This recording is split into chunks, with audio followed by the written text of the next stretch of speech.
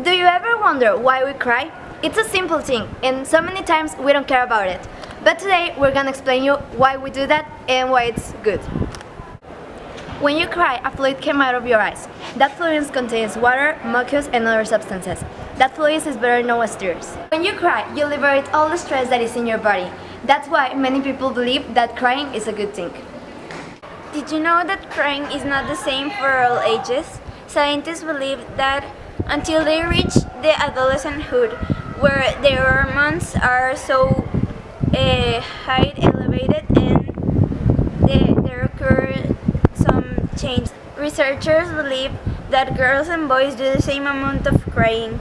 As levels of testosterone in boys increase, their amount of crying decreases, and the exact opposite occurs with girls, whose levels of estrogen increases and their amount of crying also does.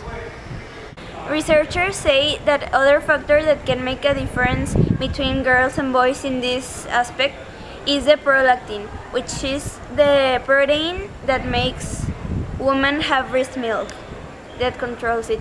And scientists say that women have 60% more prolactin than men.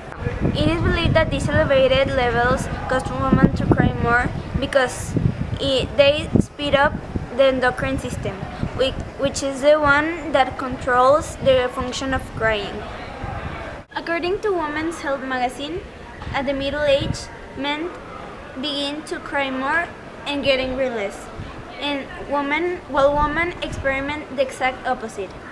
So, women begin to get angry more and cry less. This has a relation with the hormones that I mentioned before, the testosterone and the estrogen, because its levels begin to decline and that causes that effects in the body. Men typically cry only with major losses. The rest of the time they just get angry or frustrated. And women are more likely to cry just when frustrated or angry. It is also believed that men cry less than women because they have smaller tear glands, so they can liberate the same quantity as women. In our human body we have three types of tears. The first one are the basal tears. These are the ones that protect our eyes from drying out. Each day the human body produces up to 6 to 10 ounces of this type of tear. The second type of tear is the reflex tear. This tear protects our eye from dust and wind.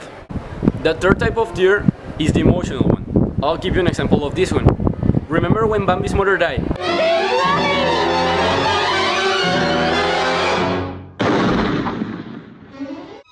Mother!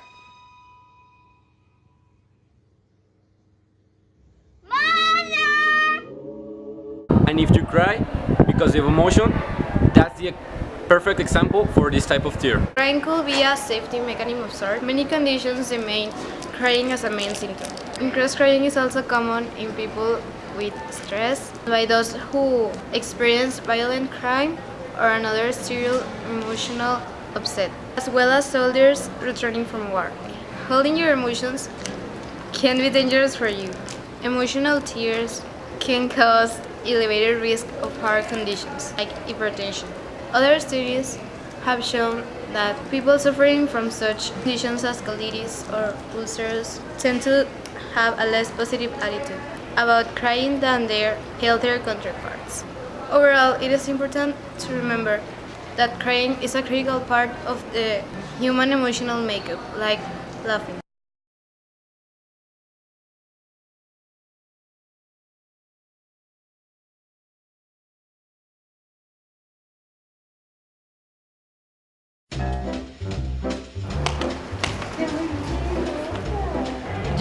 You. Most entire. So, You. woman, Most people believe that crying is a.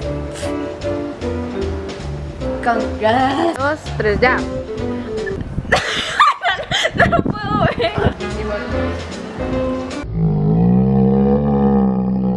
hormones No, niña.